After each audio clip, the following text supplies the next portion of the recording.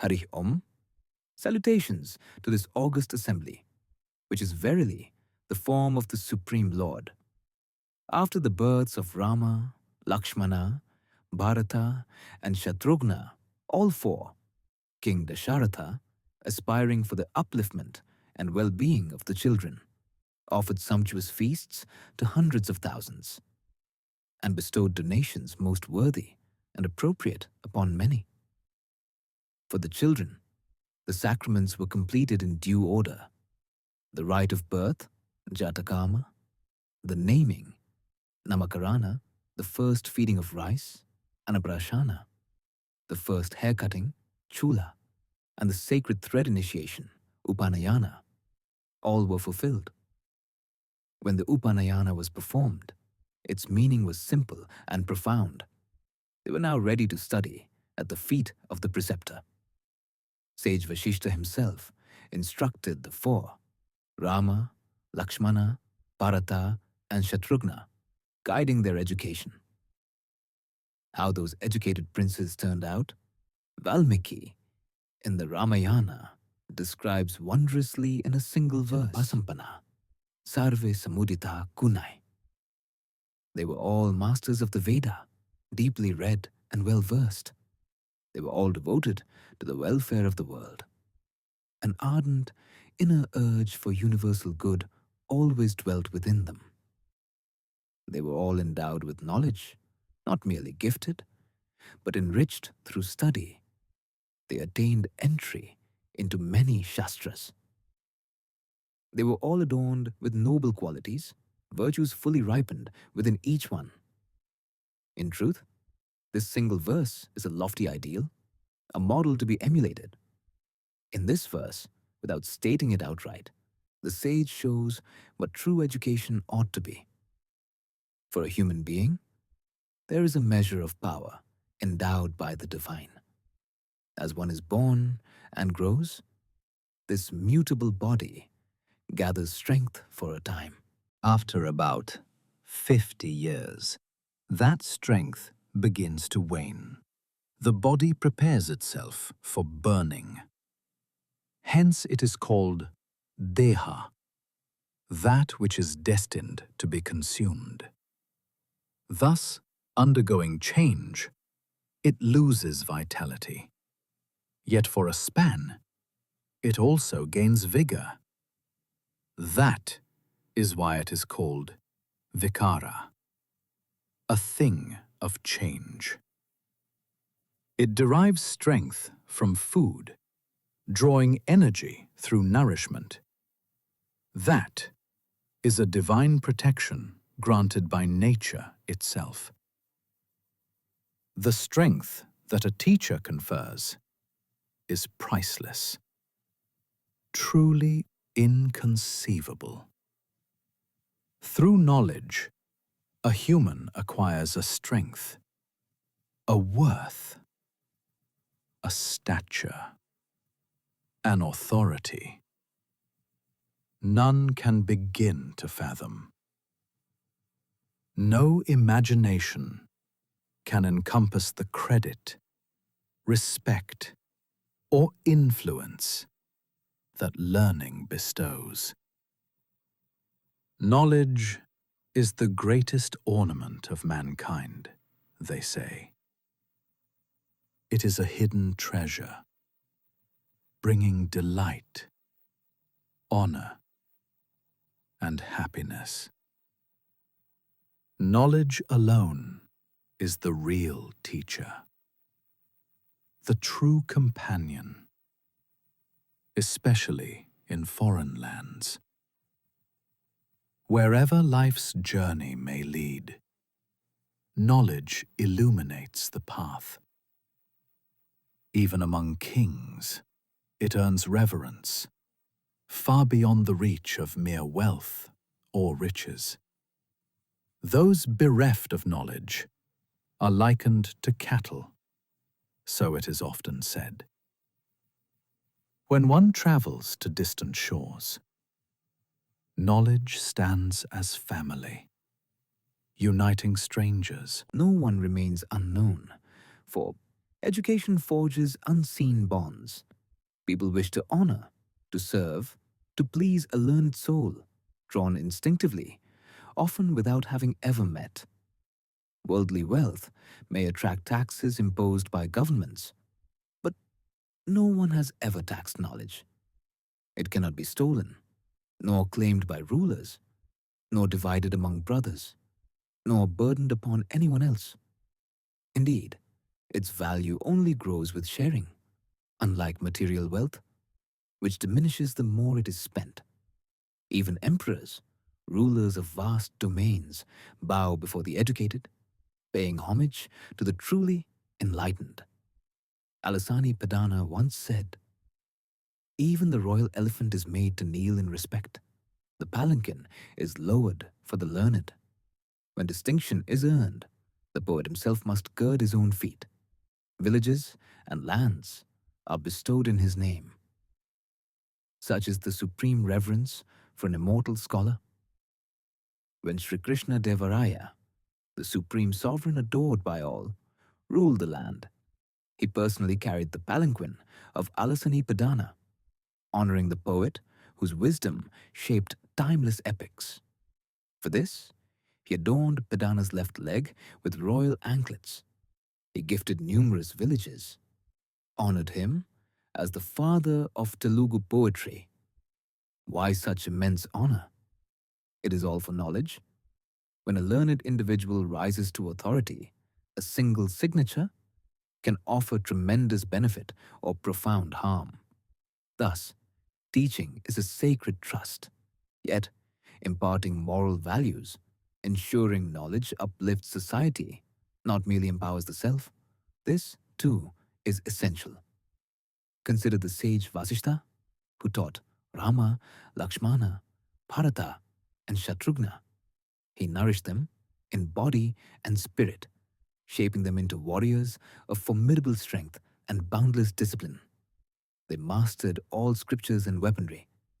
But despite all that mastery, Vasishtha instilled a guiding wisdom, never to use their gifts for selfish ends.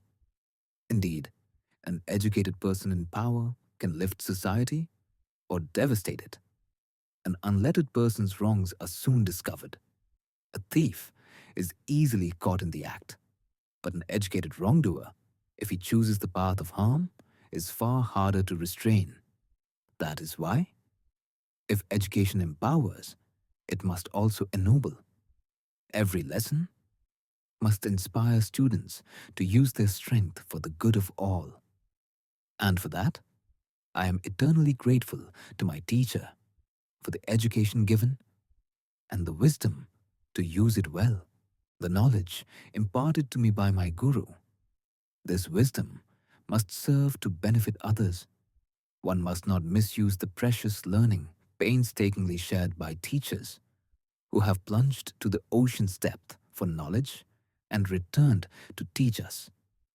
Any position I occupy, any advantage I have gained, must not be wielded for selfish benefit, but for the welfare of society. Self-restraint and discipline must become second nature.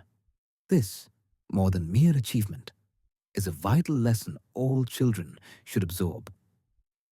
The noble aim of education is the true service of mankind. As strength increases, so too must empathy and commitment to the greater good. Embedded within instruction is the unspoken guidance to channel one's power for society's benefit. How beautifully this has been expressed. The great sages and students did not merely memorize lessons. Rama, Lakshmana, Bharata, and Shatrughna did not merely learn scriptures. They studied all the Vedas. They became warriors of immense prowess. But most of all, they learned to serve the world. Their bodies grew strong, their minds expanded, but their hearts yearned to use this strength for the world's welfare. They gained expertise in every discipline, but crucially, they learned to adapt their virtues according to society's needs. Sometimes kindness was required, sometimes love, sometimes the compassion to uplift another. Sometimes, when someone strayed, even the wisdom to apply just enough discipline to restore the right path. The sage Vasishta laid all these foundations in their youth, shaping Rama, Lakshmana, Bharata, and Shatrughna into beacons for society. Because Rama came as a human being, and if a person is to aid society, the first refinement comes from a father. That is why King Dasharatha carefully imparted all rights and values from the very start. Yet the Guru's instruction too was more than mere academics. With what the teachers taught, Rama, Lakshmana, Bharata, and Shatrughna became individuals capable of truly benefiting society. Consider how Lakshmana, even without explicit instruction, was always ready to offer his body itself in service to Lord Rama. In this world, people may stake many things, but rarely, if ever, will they truly stake their own bodies, for each is deeply attached to their physical self. Lakshmana's devotion was so profound that if required, he would pledge even his body for the sake of serving Rama. Lakshmana's greatness lies in this. He was ever willing, with joy, to surrender himself for Rama, for the sake of service and love alone. Lakshmana, wealthy in all virtues, because his wealth was his unwavering devotion to Rama and the service he rendered him. The soul, or life force, residing within Rama could not be perceived by anyone. Yet, if it were to take tangible form and move about, that very essence was seen in Lakshmana. Sometimes, when people refer to something most precious, they'll say, "That is my very life," not merely as a saying, but as a truth. Lakshmana was the visible embodiment of Rama's life force itself. Such was the inseparable love they shared. As the verse declares, without Lakshmana by his side, even Purushottama, the Supreme Being, could not find sleep. Even if the finest food was laid before him, Rama's heart could not rejoice unless his beloved brother was present. If hunger struck and a meal awaited, Rama would not eat until Lakshmana was at his side. And likewise, when weariness called him to sleep, sleep would elude him unless Lakshmana lay nearby. Without Lakshmana at his side, Rama simply could not fall asleep. For one to enjoy a full meal, Lakshmana had to be seated beside him. Only after Lakshmana ate and the meal had comfortably settled would Rama's eyelids grow heavy. And only then, with Lakshmana nearby, could he think of sleep. Rama could not truly exist without Lakshmana. In turn, Lakshmana found his very purpose only with Rama. Such was the bond of love between the two. Likewise, Bharata and Shatrughna, an inseparable pair, whose love mirrored the same depth. The connection between Bharata and Shatrughna was just as profound as that of Rama and Lakshmana. Bharata cherished Shatrughna as dearly as his own life. Shatrughna, with a similar intensity, loved Bharata. It is fascinating how carefully the sages chose names to match each one's nature. King Dasharatha had 3 queens, Kausalya, Sumitra, and Kaikeyi. Kausalya was so named as she was a royal princess. Kaikeyi, because she belonged to the Kekaya kingdom. Sumitra, the good friend. Her very name evokes harmony and wise counsel, for she always spoke with balance and compassion. Among all the remarkable women of the epic, Sumitra shines with remarkable clarity and meaning. Whenever Sumitra speaks in the Ramayana, each phrase deserves reflection. Such depth, such elegance, such intention radiates from her words. Sumitra had 2 sons, Lakshmana and Shatrughna. Kausalya was blessed with only one, Rama. In Kausalya's chambers, there was but one cradle. In Sumitra's, there were 2 for her twin sons.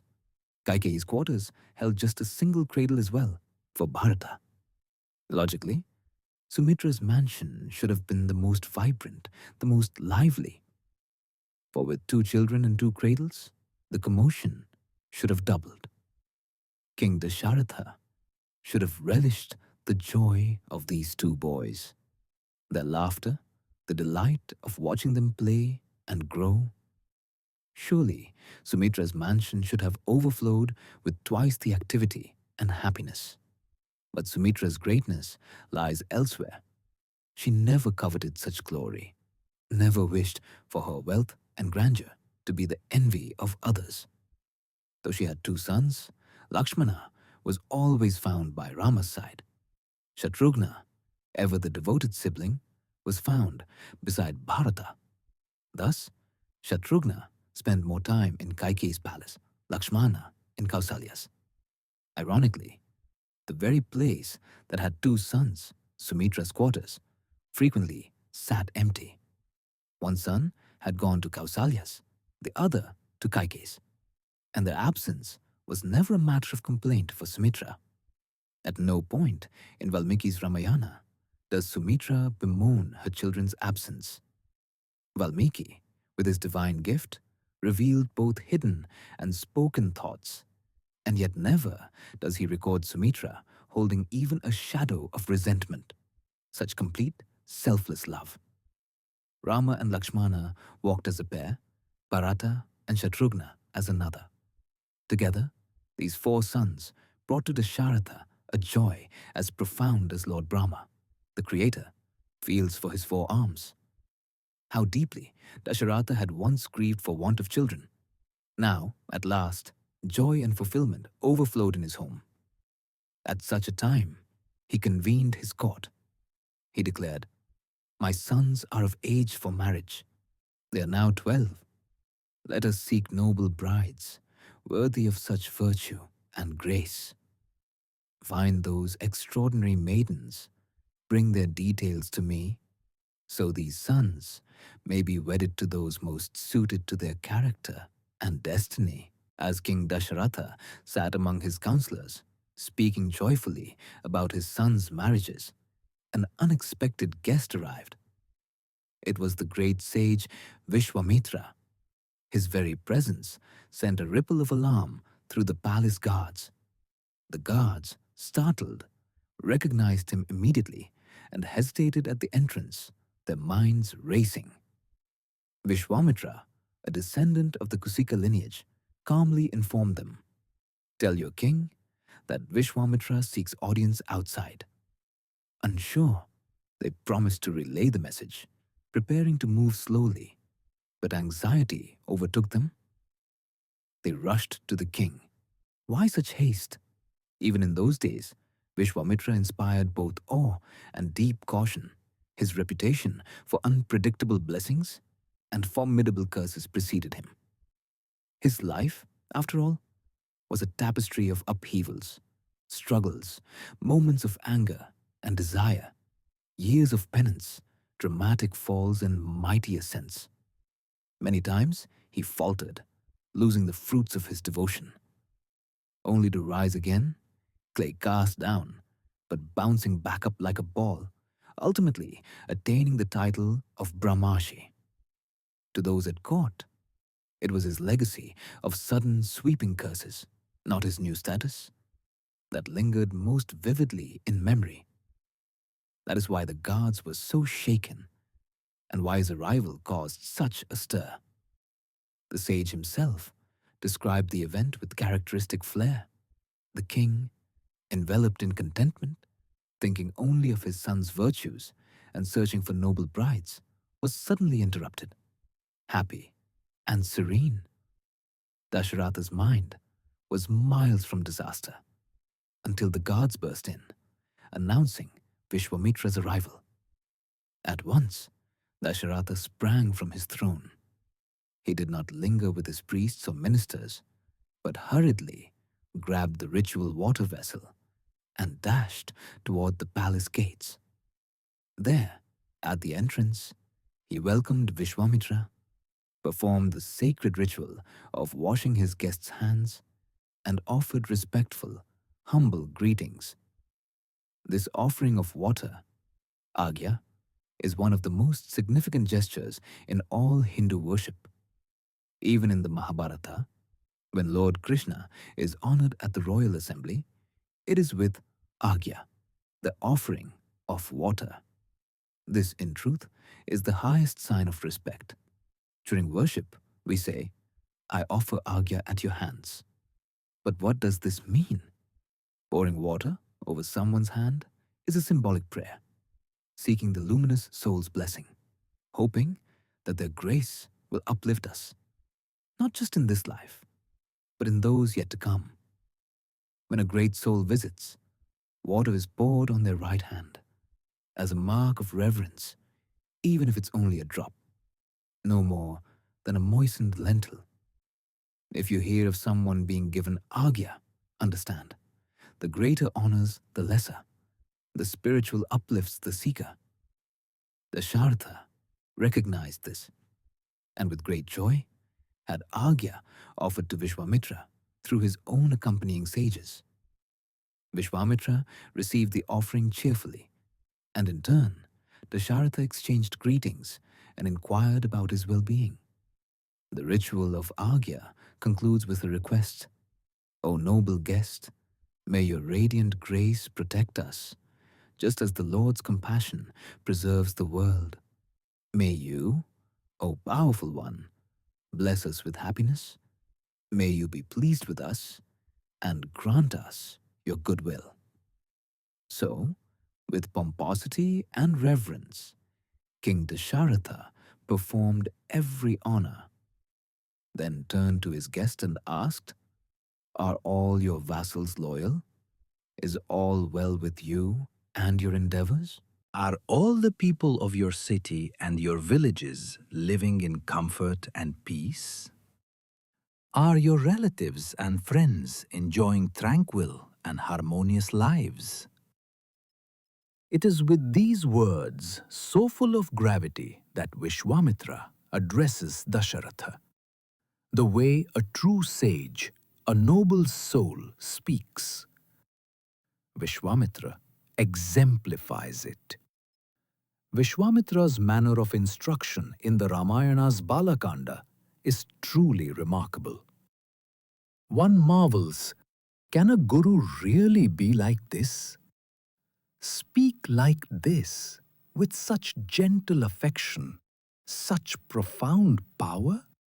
Just the way he asks a question, there is so much depth to it. It isn't casual or careless or spoken just to fill air. Whenever Vishwamitra speaks, he chooses the time, place, and weight of every word. If you examine the names in the Shri Rama's Ashtottara Shatanamavali, you will find to the one who speaks sparingly, who speaks first. Speaking little, speaking powerfully, always initiating respectful greetings, always citing the scriptures as authority. These are lessons learned from Vishwamitra. In my eyes, Vishwamitra is the great sculptor who carved out the very image of Rama. Vishwamitra's arrival in the Ramayana marks a decisive turning point. That is why, as soon as he begins speaking with Dasharatha, there is instant gravity. He asks, Are all your vassals loyal? Have you conquered your adversaries? Are you performing your worldly, man-made duties, as well as your divine, spiritual obligations? Whenever you wish to accomplish something, effort on your part is always required. Do not neglect your own perseverance, your own endeavor. At the same time, for all the oceanic effort you exert, even a drop of divine grace is necessary. Without that, all the effort may be in vain. If everything happened only as we planned, the very existence of the divine would come into question. Some things we wish for come, some do not. Some turn out entirely differently than anticipated. When things happen out of view, behind the scenes, and unexpected results unfold, that is destiny at work. We have the concept of prayer. When a gathering begins, it is customary to open with a prayer. Why do we do this? Because the soul is always caught between two forces: adversity and grace. Adversity arises from the karma of our past actions. For Sanatana Dharma, this is a life-breathing principle. Time is ever the strongest doer, the cause of pleasure and pain. For humans are bound by the results of their virtue and sin. Today, the soul resides in this body. But who knows in what forms, in which births, this soul has existed before?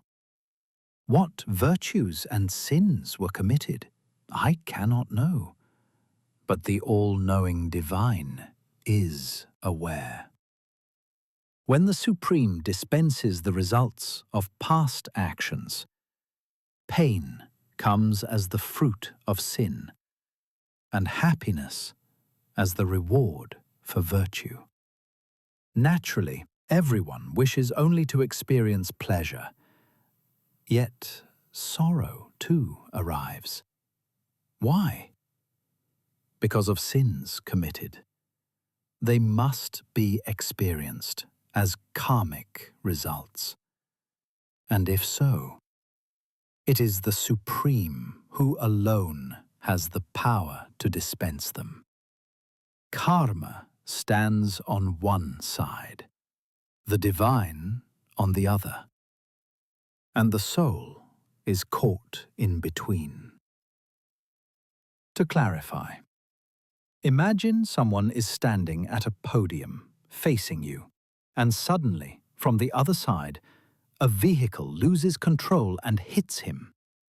At that moment, there is no question of moving forward or pulling back. The soul is wedged between karma and divine will. At times, a soul finds itself caught helplessly between the consequences of its own actions and the grace of the divine. No one else can erase one's sins, nor bestow mercy at the very moment punishment is due, save for the Supreme Being. Sometimes, even when the effects of past sins must play out, the Lord arranges things so the work at hand does not suffer. He ensures that the price is paid for wrongdoing, while also protecting the essential purpose of the soul. Because of faith, because of devotion, the divine lifts a person up, never allowing good intentions to go to waste. Every worthy endeavor is seen through to the end by God's will. The soul is allowed to experience the karma it has accumulated in a manner that does not destroy its efforts or destiny. Always, whenever someone is trapped between sin and salvation, the wise pray to the Lord, "O Lord, I wish for happiness always, but I do not know the full measure of what I have done in the past. You alone know the fruits of my deeds and truly dispense them. Even if, without my knowledge, I have accumulated any wrongdoing, I now place my faith in you. Grant me, please, not to lose the noble deeds I strive for. Let your grace sustain me. If I must undergo suffering as a karmic result, allow me to bear it such that it does not prevent me from fulfilling my duties. Let not grief become so overwhelming that I am unable to act, or simply remove my calamities altogether, O Protector." That is why we say those words, "O remover of obstacles, granter of every abundance, source of solace for the world, Shri Rama." I bow again and again. Without our knowing, the consequences of our sins may arrive in the form of adversity, challenges that our own abilities cannot overcome. Only the Lord can avert these. Only He can replace suffering with comfort, precisely because there is no one above Him whom one might petition. This power belongs to the divine alone. Sometimes, in arrogance, people feel everything can be achieved by my own hand. All results are in my control. One must guard against such pride. Never fall into the trap of believing that nothing happens without personal effort while disregarding divine will. It is as futile as lighting a lamp against the wind and expecting God alone to protect it. True faith means making every effort oneself while also praying for God's grace, performing the required rites, and striving sincerely. Even then, if sometimes cherished wishes remain unfulfilled, one should gently accept that perhaps, in this too, there is a form of divine love. With the heart set steadfastly upon God, faith becomes unbreakable. That is the proper attitude. Become the exemplar, so all who see become inspired. King Dasharatha is a model in this regard. Notice how profound are the questions a wise teacher poses to a student. So it is in the Ramayana and epics, as great sages guide with their words. Whenever one reads of Vishwamitra or similar Brahmashis speaking their first words, one realizes how a single phrase can illuminate the right path. It shows how a question can lead, clarify, and uplift. That is why one should never neglect daily or occasional duties, never cease worship or the longing for divine grace. That is what divine and human effort, both performed well, truly means. Are you doing what is yours to do? Are you striving for divine favor as well? And this is the question posed. When Vishwamitra stood before King Dasharatha, the king was unable to answer at first. Within him, there was uncertainty, caution, joy, reverence, and also a trace of fear.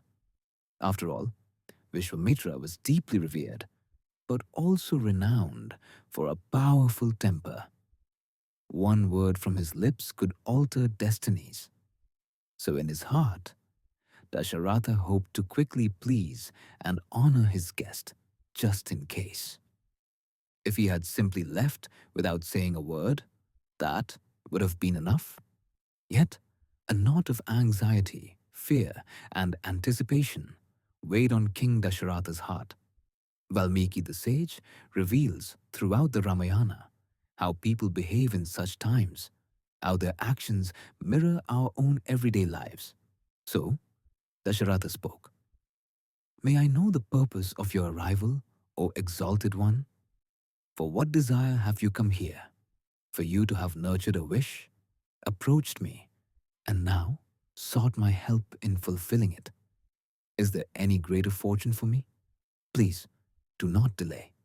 Tell me what you seek. Whatever it is, anything, I will grant it at once. There could be no greater blessing or joy in my life. But did Vishwamitra ask for anything right away? Did he explain his reason for coming or request a favor? He did not. Had Dasharatha simply honored the elder, welcomed him with respect, and hosted him without rushing the conversation, things might have unfolded differently. Yet Dasharatha, out of that urgency and lingering fear, pressed on. Ask, and I will grant. Ask, and it shall be yours. Your arrival brings me such happiness. It is as if I have discovered an elixir, a treasure unexpected. Imagine the joy of a man parched for rain, when at last a great monsoon falls. The happiness of a childless couple, when they at last have a child. The ecstasy of rediscovering a cherished possession, long believed lost. That overwhelming delight is how I feel with your arrival. Name your wish. I shall fulfill it, whatever it may be. Such joy fills me now that I do not even feel as though I am in Ayodhya, the seat of my rule, or in the royal palace. Instead, it feels as if Ayodhya itself has become a pilgrimage, a sacred ground sanctified by your presence. Tell me your wish, and I shall grant it, whatever is within my power. On this day, I can boldly declare, my life is now fulfilled. My birth has found its purpose. How blessed am I that you have come and chosen me for this favor. Name your wish, I shall grant it. Then Vishwamitra spoke. King, you are born to a great line, the Ikshvaku dynasty, from which many noble emperors and men of unwavering word have arisen. Each day, you heed the teachings of sage Vasishtha. Yours is a mind greatly refined. Who but one like you would utter such words? Ask for whatever you wish, and I shall give. Such readiness is rare. May it be so. May the vow you so eagerly made again and again never be broken. So saying, Vishwamitra paused. In his haste, Dasharatha had trapped himself. The matter was sealed. All because upon seeing Vishwamitra, he let unnecessary fear rush him to repeat, Ask, I will grant. Ask, I will grant. After these solemn words, Vishwamitra continued, May your promise hold true, King. May you not hesitate nor falter, but give what I request. Then he finally revealed his need. I have undertaken a great undertaking. It now faces dire obstacles. As I perform a sacred ritual, demons have come to ruin it, though I possess the power to destroy them myself. Once I have embraced the discipline of the ritual, I must not strike back. That is why, for the protection of my sacrifice, I ask for your own son, the valiant, supremely steadfast elder Prince Rama, the one marked by glorious locks and undaunted courage. He is the embodiment of truthful valor, valor refined and rooted in truth. Such a hero as Rama, blessed with steadfast strength, is rare in all three worlds. If only you would entrust this Rama to me, that would be more than enough. I would take him with me for just 10 days. After safeguarding my sacrificial rite, I promise to return him safely. Thus, I ask you, grant me your eldest son. The moment King Dasharatha heard these words, his face fell. Not a drop of blood could be found in his cheeks. Now, fear struck him. What would Vishwamitra do if he refused? His heart faltered. He could not bring himself to send Rama away. Time and again, he hesitated, unable to surrender a son who was not only his child, but famed for goodness, cherished far and wide for virtue and renown. He simply could not bring himself to let go. The truth was written clearly upon his face. He was not ready to part with his son. Sensing this, Vishwamitra spoke. I know who Rama truly is, a soul of supreme virtue, endowed with strength grounded in truth. King Dasharatha, you may only know him as your son, your child, your flesh and blood. Yet the sage Vasishtha, here by your side, does he not know as well? And the many wise ascetics present, do they not also see who stands before them? To you, he is only your son. But is this really all Rama is? Think, he who has descended to earth for the world's protection, to defeat Ravana, is none other than Lord Vishnu himself incarnate. Do you, King Dasharatha, truly know this? Yet how could you? For your heart is wrapped in fatherly love, forever thinking, Rama is my son. But Vishwamitra knows, and so does Vasishtha, and all these holy sages. They understand Rama is none other than Narayana himself. Still, Vishwamitra does not chastise Dasharatha, nor does he bluntly declare, you know nothing. Nor does he say, he is Vishnu, not simply a human. Even if Vishwamitra or Vasishtha had spoken so, declaring openly that Rama is God incarnate, come for the destruction of evil, Rama himself would not have accepted it. He would have said, I am Dasharatha's son. I see myself only as his child, as a human. This conviction of humanity, this refusal to claim the status of the divine, is what kept Rama fully rooted in his human form. Had he believed, even for a moment, I am the Lord, he would have ceased to act as a human. And then, the slaying of Ravana would not have fulfilled its cosmic purpose. Victory over Ravana could only be achieved by a human, not by the divine acting openly as God. And this is precisely why throughout the Ramayana, whenever the gods approach and proclaim, You are Lord Narayana incarnate, Rama simply replies, No, I do not think so. I am only Dasharatha's son. I am, and act as, a human. That is why he cherished the title Dasharathi, son of Dasharatha, above all. Just the mention of son of Dasharatha would fill him with happiness. It is for this reason that poets and devotees praise and repeat, Dasharathi, Dasharathi, Dasharathi, son of Dasharatha, the embodiment of compassion and valor, the lifter of the world's sorrow. Each time he was reminded, You are Dasharatha's child, immense joy blossomed in his heart. He reveled in being the human son of Dasharatha. That is why he grew up as Kausalya's beloved child, studied at the feet of wise teachers, and cultivated noble character and values. Thus, even if Vishwamitra were to declare him to be the Supreme Lord, Rama would simply say, Oh no, I am only human. Such was Rama, and such is the profound humility at the heart of his story. If that were to happen, the respect accorded to a Brahmarshi would be diminished forever. So Vishwamitra never utters a single unnecessary word. He only says, I know Rama. I know he is a paragon of truth and valor. That is all. He does not claim Rama is Vishnu. Vasishtha too knows, so do these ascetics and sages gathered here. Yet none says more, for great sages know when, where, and how much to speak. Were anyone to say plainly, Rama is Lord Vishnu, then Rama would rise and reply, No, I'm not what you assume. I'm but a human. This is why no one places Rama in that predicament. Instead, they allow him to continue acting as an ordinary man. Dasharatha, meanwhile, can hardly think, torn by his attachment to his son. He is plagued with anxiety, wondering, if I agree to give my son, will Vishwamitra keep him safe? Will Rama survive the demon attacks during the yagna protection? When love becomes so great, doubt always follows closely behind. Such is human nature. Consider, for instance, a mother waiting for her child to return from school.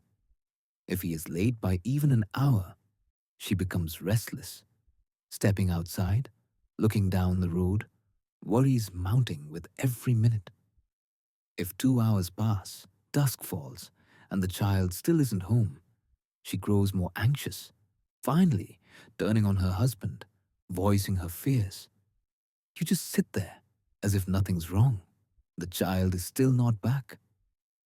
The father, calm and steady, replies, Don't worry, exams are near. Maybe the teachers just kept the children longer. I recently spoke with some of the college lecturers. They said as much. Still, the mother's worry won't let her rest. Even when the boy returns, her love pours out as anxiety. Where were you all this time? Couldn't you have said something before leaving? Why did you come home so late? He simply answers, I don't know, mother. I lost track of time. Only then does her heart settle. But the fact remains, wherever there is great love, there is also great worry. No matter how much doubt grows, what must happen will still unfold. Worry is the shadow of love. King Dasharatha's mind was consumed with such worry Deepened by his profound love for Rama, he simply could not bear the thought of sending his son away with Vishwamitra. He worried endlessly. What if something were to happen to my son during this yajna? What about the demons? What about the battles he must face? Sensing these doubts, Vishwamitra said, I know who Rama truly is. If you wish to fulfill your duty or achieve glory, send him with me. What weighty words these are! What gravity! First, there is Dharma. You have pledged your word. I never asked for anything. You offered your help freely, promising to grant whatever I might request. Now if you break that vow and withhold Rama, Dharma itself is lost. Once a person falls from Dharma, the impact depends on whom they have betrayed. If a promise given to a Brahmarshi is broken, consequences are severe. Such adharma never lets go lightly. Secondly, if you permit Rama to come with me, think how much power and wisdom he will gain. No one in the world can give what a true guru can. Rama is extraordinarily powerful, and with that strength, he shall accomplish astonishing demon slayings and re-establish Dharma. Later, people will say, that young man, he is the son of so-and-so. Would you not want such fame? Keep your word. Trust in your son. Let faith define your answer. That is why, blazing Dharma and glory before you, I ask for your thoughtful reply. These were the deep, resonant words of Vishwamitra, while poor Dasharatha could only tremble, lost in his anxious love and doubt. That same fear clouded Dasharatha's heart, so he spoke to Vishwamitra. Rama, my lotus-eyed boy, is just 16 years old. He is barely out of childhood. How can I send him to fight demons? He knows nothing of weapons or warfare. He is not yet skilled, nor ready for such a trial. These are fierce opponents, masters of deception on the battlefield. At night, their power multiplies, while my boy, overcome by sleep, loses all his strength after darkness falls. How could I send a mere child to fight these demons? Especially when out of deep yearning for children, I performed great sacrifices and endured years of sorrow before he was finally born to me. For 60,000 years, I had no children. I cried and suffered, completed the Ashvamedha and the Putrakameshti rituals. Finally, in my old age, this virtuous son was born. Now, Vishwamitra, would you truly tear him from me so soon to protect a sacrificial rite?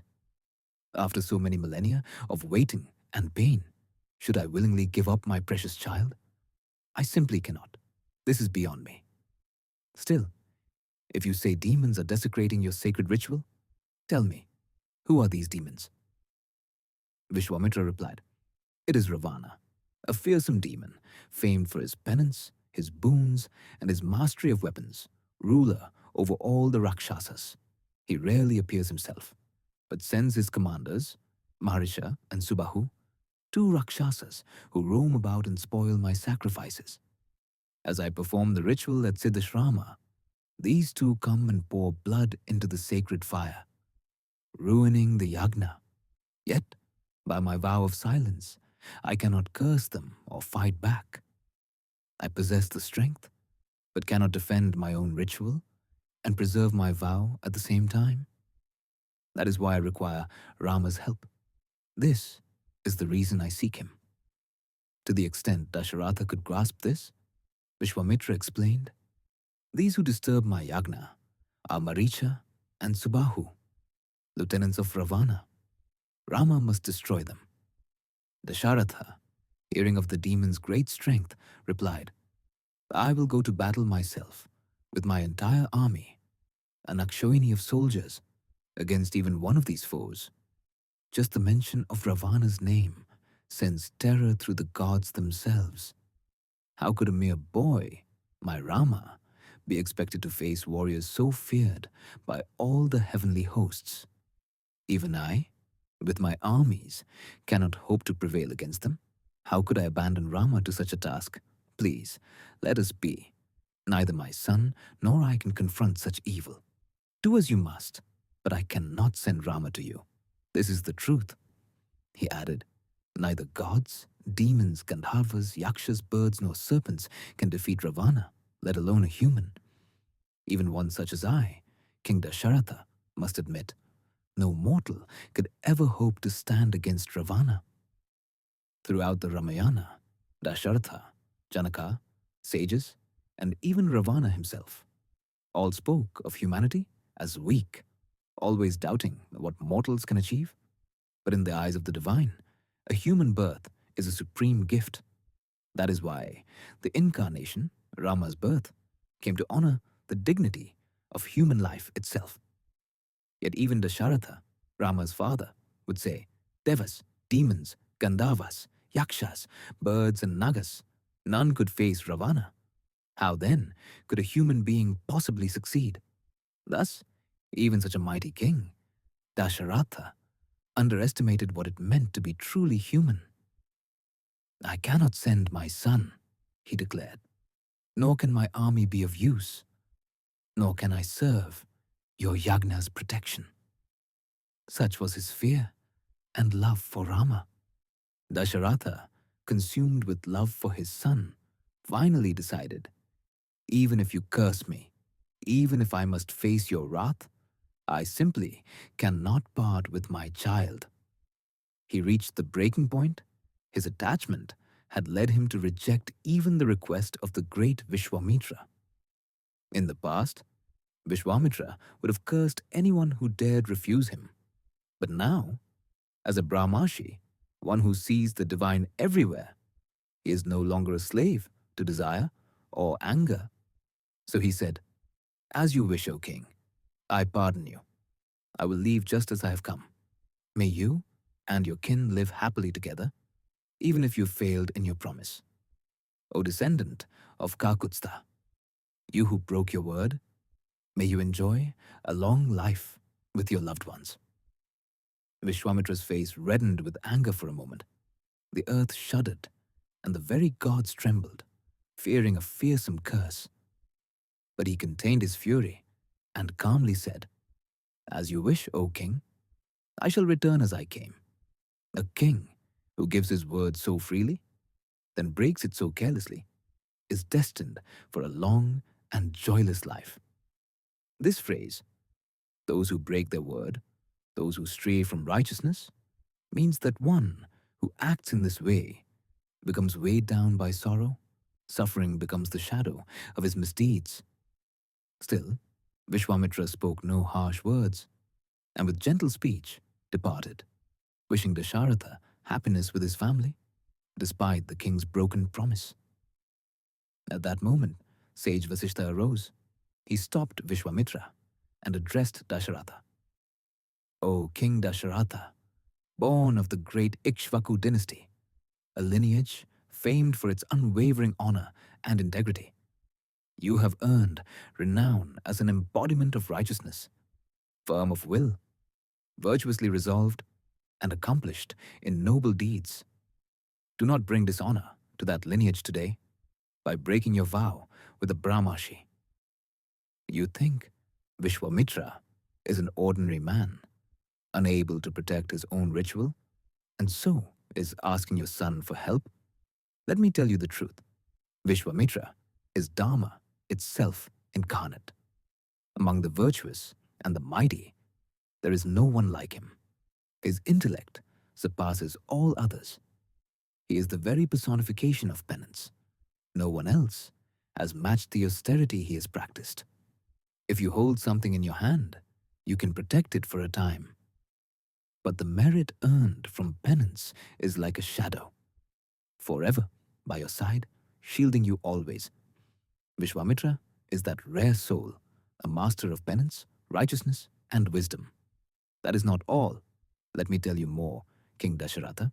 Every single divine weapon, known or unknown to gods, sages, demons, Kinara, Gandhava, Yaksha, or serpent is known to Vishwamitra alone.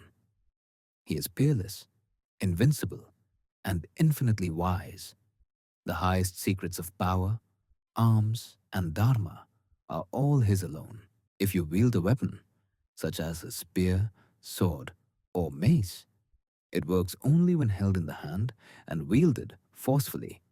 But an astra, a divine missile, requires no such effort. Even a simple blade of grass, once charged with a mantra, becomes a weapon and seeks out its enemy on its own. That is why, in the Ramayana, Rama could invoke the Brahmastra even upon a blade of grass. Such was the knowledge of celestial weapons, known only to Vishwamitra. No one else possessed such mastery. Let me share another remarkable truth with you, King Dasharatha. Listen carefully. When it comes to subduing those weapons or their power, only Vishwamitra, son of Kushika, is capable. For your son's future, he approached you now. You may believe Vishwamitra to be helpless or unable to protect his own sacrifices, but this is not so. He is fully able to defend himself. His real purpose in seeking Rama for the Yagna's protection is to endow Rama with that immense power, to shape him into a being of unparalleled strength. If you refuse, you are allowing a great fortune to slip away. Do not make the mistake of underestimating Vishwamitra's intent. On the surface, he asks for Yagna protection, but in truth, he wishes to transform your son into a hero against whom no foe shall stand in the future. Another ancient tale: Daksha Prajapati's daughters, Jaya and Suprabha, learned all the celestial weapons from Brishasva. All those secrets are also known to Vishwamitra. Here is another fact, King Dasharatha, that you must know. If Vishwamitra so willed, not only does he possess complete mastery over every astra known in the world, but he can also create new weapons through his own will. So profound is his knowledge of the Vedas and the science of weaponry. If such a sage comes to your door and asks for Rama's presence, could any greater blessing exist in a lifetime? Vishwamitra has come not simply for Yagna protection, but truly to empower Rama, so that he will one day be able to defeat Ravana and other demons. In fact, Rama's journey with Vishwamitra marks the auspicious turning point of the entire Ramayana. There, in the company of Vishwamitra, Rama was truly shaped, carved into greatness. That is why you must send Rama with Vishwamitra. Do not hesitate any longer. The moment Dasharatha heard these words from Vasishtha, he hurried within and returned with both Rama and Lakshmana. After all, those two could not be separated. He brought them together before the sage, ready at last to entrust them into Vishwamitra's care, as Vasishtha had advised. At that instant, Vasishtha himself stood up, performed the ritual blessing, and offered auspicious benedictions, chanting mantras over Rama.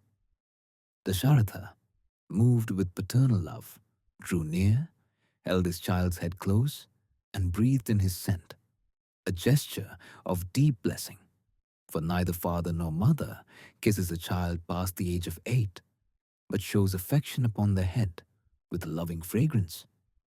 So too did Dasharatha send forth his son, not with a kiss, but by holding him close and blessing him deeply before entrusting him to Vishwamitra. He gave Rama willingly, as one relinquishes a beloved possession. The moment he understood Vishwamitra's grandeur and the magnitude of the opportunity, he instructed, "Lead the boy, perform the Yagna's protection, and obey your guru in all things." In this world, advice from anyone may be valuable, but guidance from a true guru is law above all else. The wisdom of a guru is unmatched.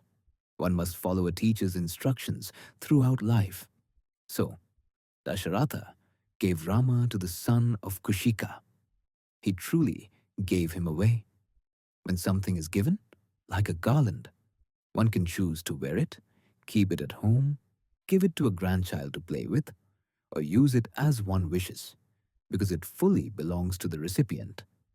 In the same way, Dasharatha gave Rama to Vishwamitra and sent him off. As Rama and Lakshmana stepped beyond the gate with Vishwamitra, the winds turned cool and gentle, with a divine peace filling the air.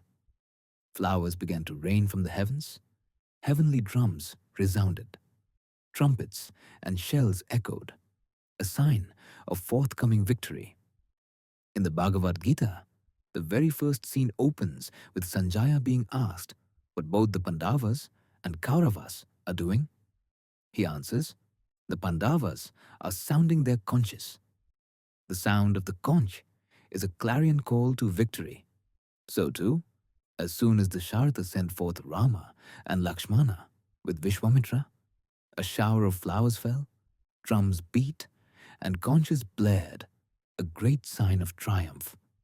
Whenever a student sets out on a journey with the Guru, this is the beginning of transformation into a powerful, resilient soul. Until then, Rama had lived as a human, not yet possessing the divine strength to vanquish Ravana or other demons. Now, however, it is through gurus that he will gain this power. Vishwamitra is ready to grant him such force. That same Rama, through whom the world would one day be uplifted by the destruction of Ravana and other demons, learned the noblest things at the feet of his teachers, most especially Vishwamitra. That is why, before a wedding, there is a ritual called Snataka, a ceremonial bath, where the teacher arrives, gives admonishments and blessings, and pronounces key instructions for entering the householder's stage of life. The Guru says, regard your mother as divine, your father as divine, your teacher as divine. He shares wise words, then establishes sacred laws and gives charges to the student for the next stage of life. So too, before Sita's wedding, Rama had performed his Snataka under the guidance of Vishwamitra. The way Vishwamitra spoke to Rama, the love that only a true guru can show, the style of imparting those words, and the way a teacher shapes and refines a student. All this moves the heart. Reading of Vishwamitra's instructions and love fills me with devotion and respect for him. I wonder if such a teacher exists, or if such models of teaching are possible. Thus, with awe and reverence, they set out. Vishwamitra led from the front, followed by Rama, then Lakshmana. They carried bows and arrows, wore leather guards on their hands and arms, and walked in single file. As they proceeded, occasionally Vishwamitra would turn and Rama would ask, Master, how much farther must we go? How long will this journey take? For a disciple simply to follow the steps of the Guru is greatness itself. Was this humility innate, or was it learned? Either way, at the feet of Gurus, humility and completion of every command becomes natural. Surely, the Guru knew these were still children and understood their fatigue, hunger, and need for rest. As long as the disciple follows in the footsteps of the teacher, all will be well. What greater fortune is there in life than following in the footsteps of one's teacher, walking in his shadow, covered by his protection? Rama's heart felt this. To walk behind such a guru, behind such a brother, is the greatest blessing. Lakshmana too cherished this. What more could I ask for than to follow behind them? They continued onward, walking along the banks of the Sarayu River, covering nearly 1.5 yojanas. After a while, Vishwamitra turned around to look at Rama and Lakshmana. His heart swelled with joy. Here was the gentle spirit of a true guru, so soft and radiant as butter. He wondered, will these boys ask, how much farther, master? We're not used to such long walks. Our legs are growing tired, and you stride ahead so effortlessly. Will they complain? Nowhere did they voice fatigue, though it was there. Joy simply covered it, and that joy was from walking behind a radiant Brahmarshi, such a luminous teacher. Rama felt, what more could I want? My guru is leading me. My father's word gave me to this path.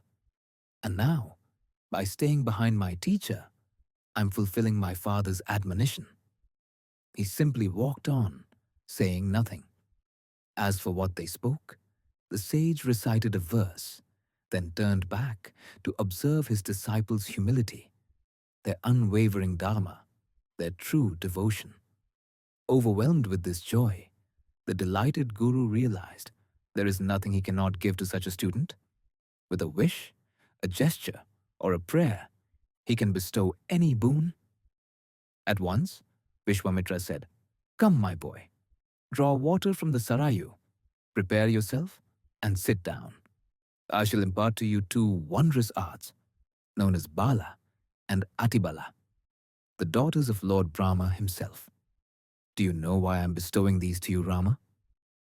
Once you practice these arts, reciting their mantras with each step, hunger will never trouble you, nor will thirst. Your body's nourishment will come through these divine vibrations. Shabda Brahman, the primordial sound energy, will feed you. Call it Shabda Brahman, the energy of all things, the radiant, word-born light that suffuses creation, so taught Adi Shankaracharya. As you walk, practice this penance, recite these sacred mantras, and they'll nourish your body. No matter your exhaustion, fatigue will not touch you. Illness will not strike. Even as the winds blow, your form will remain unchanged. Whether awake or asleep, demons cannot harm you. A shield of radiance will enfold you. More, in beauty, prowess, knowledge, decisiveness, and eloquence, never will there be one to surpass you in any world. Through these two mantras, I bestow upon you unfathomable luster and fortune. Your brilliance will awe even the wise. Truly, men and gods alike will be charmed by your radiance, and your answers will always outshine those of others. Simply through this divine gift, your superiority in fortune, ability, wisdom, and determination will be unmatched in any world. So, my child, accept these gifts, draw water, prepare yourself, and receive the blessings of Brahma's own daughters. Rama received those mantras and shared their wisdom with Lakshmana. There's no need to say more. Such immense power was thus bestowed. Night fell. Along the banks of the Sarayu River, they made beds of grass, laying them out for the night. Vishwamitra lay upon one, asking Rama and Lakshmana to rest nearby. In great epics like the Ramayana, sometimes a verse marks a stopping point, the story pausing so the mind can wander and imagine what happened next. Here lay the Brahmarshi, that man of severe penance, resting upon his grass bed. Could he really sleep? These princes, born after 60,000 years, had never known such humble beds, having always slept on silk and velvet, roused to the sound of music. Yet now, beside the flowing Sarayu and beneath the open sky, their teacher guided them with such compassion that both Rama and Lakshmana fell into peaceful sleep. Why did they rest so well? Because their guru, with such patience and sweetness, coaxed and comforted them. A guru is mother, father, God, even a brother. There's nothing like the love of a true teacher in this whole world. Everyone wants to keep their rarest treasures for their own children, but a real guru selflessly shares his hard-won wisdom with every deserving soul. Whoever truly seeks out such a guru and possesses the worthiness shall receive what the teacher offers and be shaped in the same way. A true guru never wishes, "Let only my child become like me." He is a model of selfless love and generous sacrifice. Above all, Guru stands Vishwamitra, the teacher of all teachers. That night, the boys lay there for the first time. Were they able to sleep? Or did they stay awake, their minds tossing in the dark? Every child, to rest, desires to be lulled by kind words. Look at the sky. See the moon on its journey. Listen to the river's song. Remember your home, your father's greatness, and your mother's kindness. Hearing such things, children drift into slumber. Vishwamitra became Kausalya, Sumitra, Kaikeyi, and even Dasharatha in his compassion and care. He, the mighty sage and guru, imparted all his wisdom and watched over their sleep. What a remarkable guru was Vishwamitra! The mere thought of his name stirs awe. Would he truly sleep? At dawn, in the Brahma Muhurta, he awoke and went straight to his task. Approaching Rama and Lakshmana, he roused them for their morning rites. He spoke, "Rise for your Sandhya Vandanam, the sacred dawn prayer before sunrise. O noble son of Kausalya, arise, O tiger among men, for your divine and worldly duties call." At the Guru's word they woke. Everything Vishwamitra did or said was marked by such profundity, love, and dignity. He called out, "Kausalya Supraja Rama." Rama, beloved son of Kausalya. Why invoke the mother's name? For her sorrow is greater even than Dasharatha's. Dasharatha, royal consort, had no children for so long. Kausalya, in her pain, surely wondered if he would take another wife, fearing she was to blame for the lack of an heir. Out of this sorrow, he eventually took Sumitra, but she too had no children. Finally, at a great age, he married youthful Kaikeyi, perhaps hoping for an heir and to grant her the kingdom if she bore a child. In haste, Dasharatha promised Kaikeyi, "If you bear me children, your son will inherit the kingdom." That vow ultimately brought calamity. Rama was born to Kausalya, and then tragedy struck, a turn detailed later in the Ayodhya Kanda. Why did your mother suffer so much? Yearning for a child? How deeply did she grieve when her husband married another? How much did she rejoice as chief queen, performing rituals in hope of a son? When she heard the horse neighing, chanting mantras through the night, how eagerly did she long to become a mother? How joyful was she when her pregnancy was confirmed? What delight did she feel when the whole world praised her son as the noblest among men, a paragon of virtue, her very own child? Yet, when the time came, Kausalya did not say a word of protest about sending her beloved son away for the Yagna's protection. Your father was filled with anxiety, hesitating and refusing to send you, but your mother never uttered a word. All she did was quietly bear the pain of separation. All she gave you, Rama, was her name, Kausalya. That is why Vishwamitra addresses you as Kausalya Supraja Rama, Rama, the illustrious son of Kausalya. In all the worlds, there is only one real parent.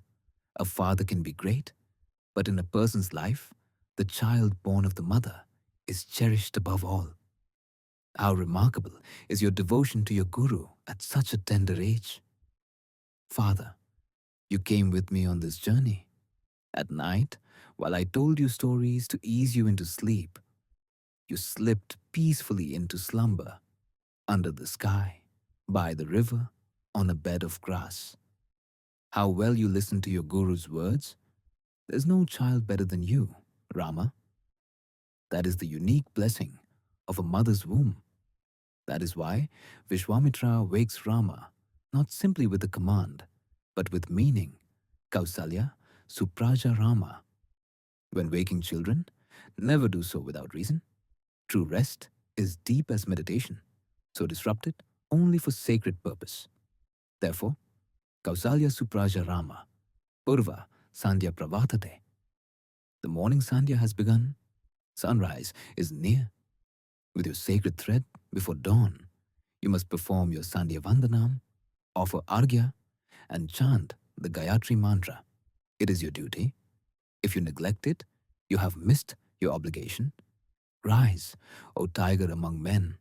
Your dharma, especially at this moment, is the worship of the divine. Get up, Rama is not shouted, but sweetly spoken. The dawn has come, and it is time for your sacred actions. Everywhere, the Kausalya Supraja Rama verse is used as the first shloka in the Venkateswara Suprabhata. This is the actual verse that Vishwamitra used to awaken Rama. What is notable about Vishwamitra is that whatever he says, he names duty. Kartavyam Daivam Mandikam. Your duty is of divine origin. Do what is yours to do. Duty is not a burden. Did I fulfill my task? Did I speak sincerely? If so, my duty is done. Never go door to door checking. Did I do my duty? Did I do well? Simply act with total devotion. If you have done your best, your responsibility is fulfilled. If not, acknowledge your shortcoming. Be at peace with your completed duty. Your health and happiness are found within your devotion to duty. The moment you abandon that dharma, your body and mind grow heavy. So Vishwamitra rose Rama gently. Divine duty awaits. And with that, there is no need to say more. They performed their daily ritual, crossed the river, and set off on their journey, traveling to a place of immense greatness. A great forest appeared. Then an ashram came into view. Rama, filled with curiosity, asked Vishwamitra about it. Vishwamitra, charmed by Rama's eager questions, replied with affection. Unlike those who move through life without excitement, without a desire to ask or to learn, without that inner urge to seek or understand. Vishwamitra only shares knowledge when asked. A real teacher never speaks needlessly, but lovingly answers a sincere question. Rama, observing the radiance and presence of so many sages, asked, Master, what is this place, filled with such light and noble souls? What is this ashram? Vishwamitra then explained, recounting the story. Once, as Lord Shiva departed with Parvati and the hosts of the gods, he paused at this ashram and performed long penance here. During his penance, Kamadeva, the god of love, grew arrogant. He thought, only when struck by my arrows did Shiva take a wife. Otherwise, why marry at all? Infuriated, Shiva opened his third eye and incinerated Kamadeva instantly, turning his body to ashes. Thus, his limbs scattered, leaving only the name Angadesha for this area. This region was once Shiva's own residence, a place of profound meditation.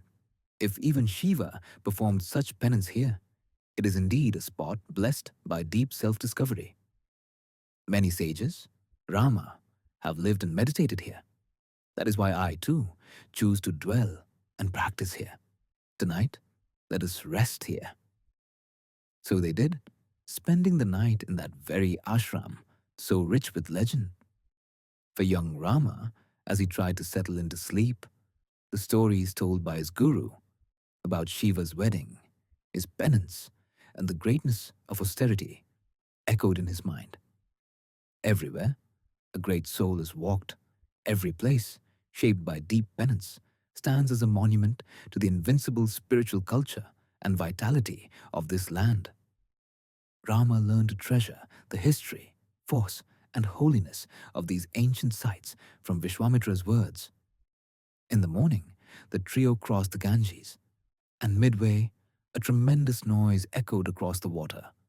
Rama at once asked the sage, Guru, as we cross the river, What is this great sound resounding in the middle? Vishwamitra answered, Ages ago, four-headed Brahma, the creator, formed a lake by sheer will on Mount Kailasa. That lake became the Sarayu River, which now flows through this very land and encircles Ayodhya before merging with the Ganges. This is a place of confluence, two rivers joining, a most sacred site where river meets river or river meets sea. In the Sundarakanda, even more wondrous things are said about places where river and ocean meet. Here, two sacred rivers merge. This is a spot of profound sanctity. Bow in reverence, instructed the master. At once, Rama and Lakshmana folded their hands in salutation. The rivers of this land are mighty, and the meeting points are deeply holy. Just learning to respect the source, flow, and place of every river is itself a lesson in devotion. Wherever rivers join, sanctity increases. When you see such a holy meeting place, offer reverence. Thus Rama was taught, never as a mechanical act, but as a matter of sacred discipline and natural law. For one river was as mighty as the Ganga, another as beloved as the Sarayu. One bore Shiva's touch, another Brahma's resolve. All together, they encircle Ayodhya and quench the thirst of its people. Everywhere, honor the water you drink, respect its source.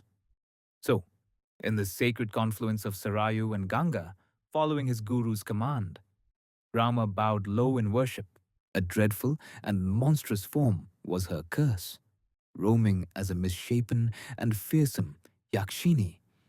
Agastya cursed her out of wrath. Unable to harm Agastya himself, and in her frustration at being unable to take revenge upon him, she resolved to destroy the lands he had walked on. She began to devour the people, determined to ruin these two prosperous kingdoms. Eventually, everyone fled, leaving these lands deserted. What was once full of abundance and happiness fell into utter wilderness. Whenever a society is prosperous and joyful, but a single person commits a grave sin and is subsequently punished by another, they may, out of spite, destroy what others built simply because they cannot harm the person who punished them. Such destruction, where society is terrified and forced to flee, is an unpardonable crime. Rama, these are the times when rulers must act for the protection of their people, even if the action appears cruel or the wrongdoer is a woman. It is the unchanging duty of those entrusted with royal power. The duty of kings is not simply to enjoy luxury or privilege, or to bask in the people's wealth and affection. It is, above all, to protect the people, even when harsh action is required. Thus, Rama, you must slay Tataka. When the ruler's duty is at stake, one cannot claim exemption for old age or gender. When destroying the land and terrorizing its people, there is no scope for forgiveness. There may be sin or blame for the act, but the duty of the protector outweighs all. So says the eternal Dharma. It is the protector's task, always, to safeguard the state and its welfare, to rule, to be a royal heir, to live in the palace, to enjoy royal luxuries. These are not rights, but duties to be fulfilled. If necessary, harsh actions must be taken for the greater good. When his guru ordered him thus, Rama did not hesitate. He said, out of obedience to my father, and because my father gave me to you, I see your instruction as my sacred duty. Your word is law. I have no doubts. You are a noble soul, revered by all three worlds, peerless in strength and ascetic power. If you command me thus, then that is enough. To save the land and its people, I will do as you have decreed. I need not rely on my own judgment. My effort now is solely for the welfare of cows, Brahmins, and for social good. Where there are cows, there is sacrificial fire and offering.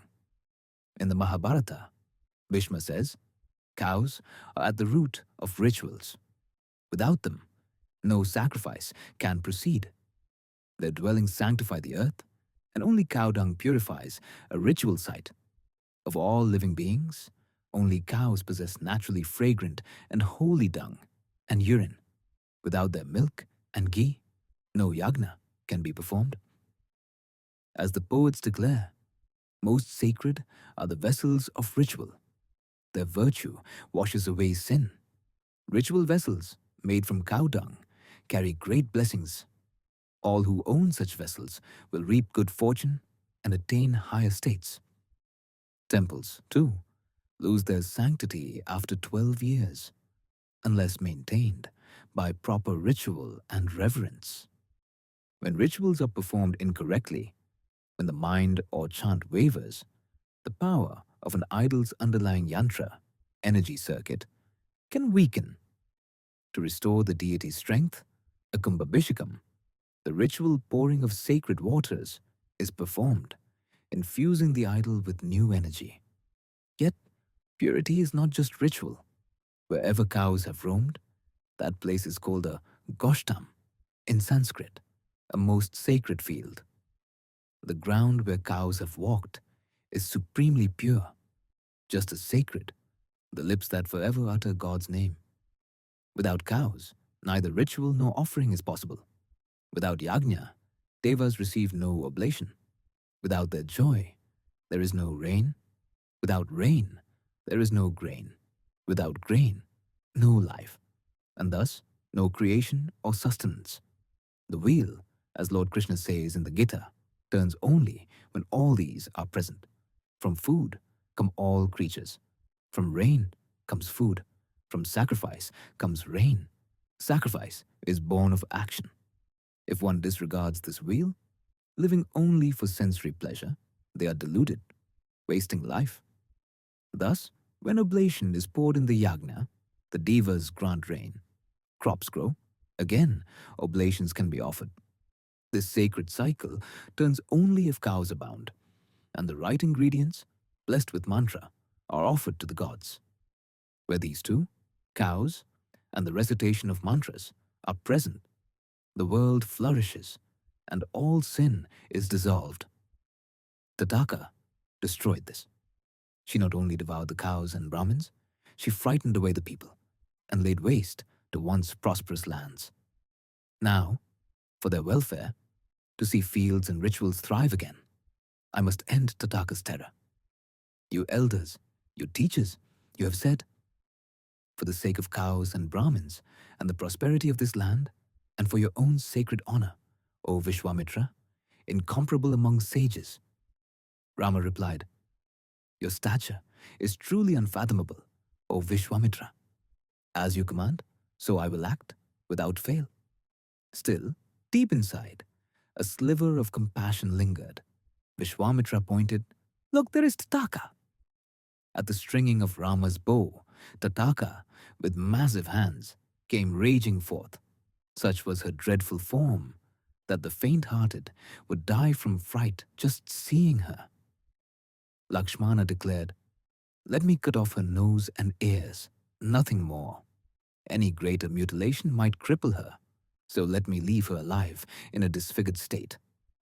Tataka, enraged, stomped up dust and hurled it towards Rama. Vishwamitra encouraged, victory and protection be yours, Raghava. May you be safe. May you triumph. He reminded Rama how once even Lord Indra was forced to destroy those who threatened the land.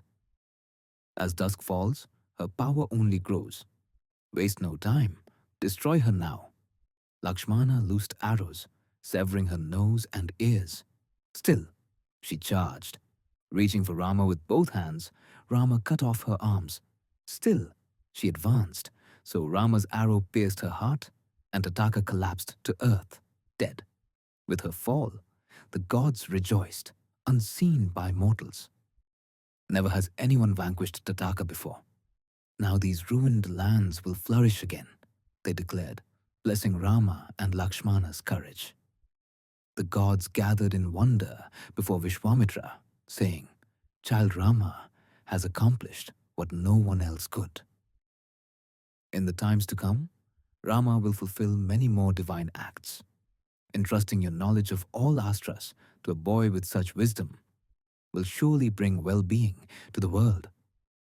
O Vishwamitra, foremost among teachers and Brahmarshis, whatever knowledge and weapons you possess, bestow them now. The gods pleaded with Vishwamitra, "Give these weapons to Rama." Joyfully obeying, he told Rama, "You honored my word and destroyed Tataka. You showed respect for your guru's instruction. Sit down, perform purification. Now, I will bestow upon you every celestial weapon, those granted only to the most worthy."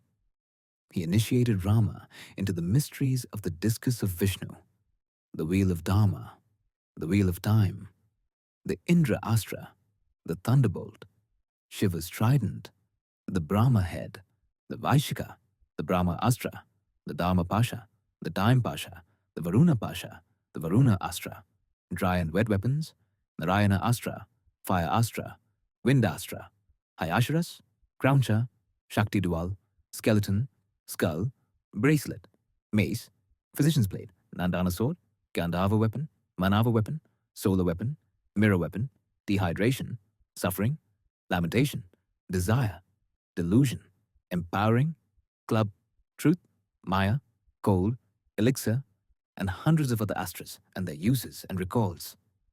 All their presiding deities assembled around Rama, asking, "We are now at your service, Lord. What do you command?" Rama answered, "Remain forever in my heart. When I call, come forth." Vishwamitra taught him the secrets and returns of all astras, making Rama supremely powerful.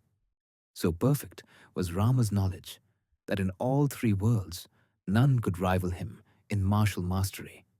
This was the very place where in ancient times Lord Vishnu performed penance as Vamana to restore Indra's kingdom by asking King Bali for 3 strides of land, each covering the earth, heavens, and cosmos itself. After Vamana took Bali's kingdom and delivered it to Indra, he, as Upendra, remained here a while, performing intense austerities. The ashram was known as Siddhashrama. Later, the sage Kashyapa also meditated here and attained Siddhi. That is why this place, Siddhashrama, is so dear to me. Here I wish to complete my yagna in this place of fulfilled vows. Rama, I will begin the yagna here. You must protect it for 6 days and nights while I keep silence. Rama eagerly waited, longing to serve his guru and see him happy.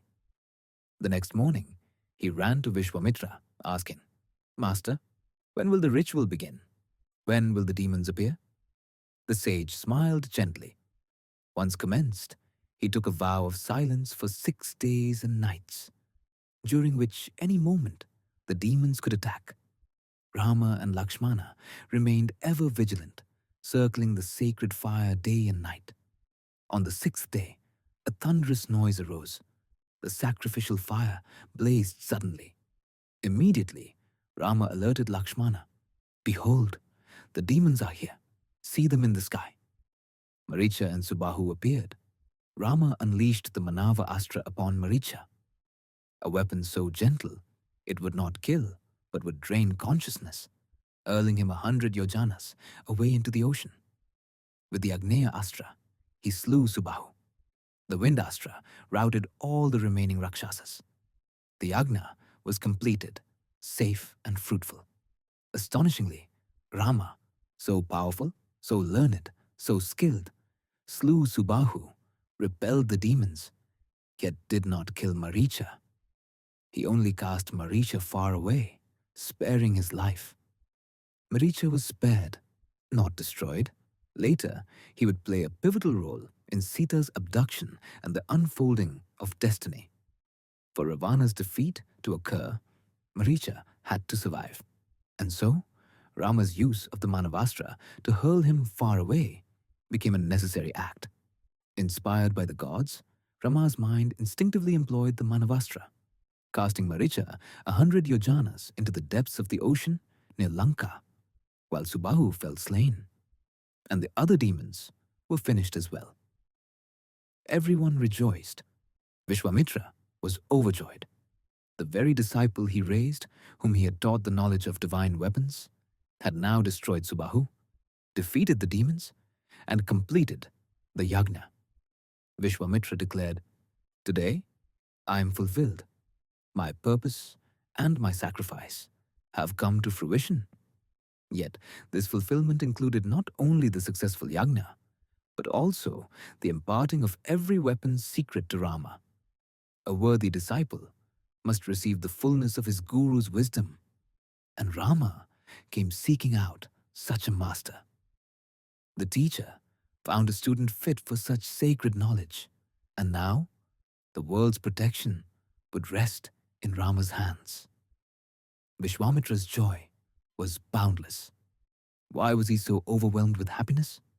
Because Vasishtha, another great sage, had attained an extraordinary blessing.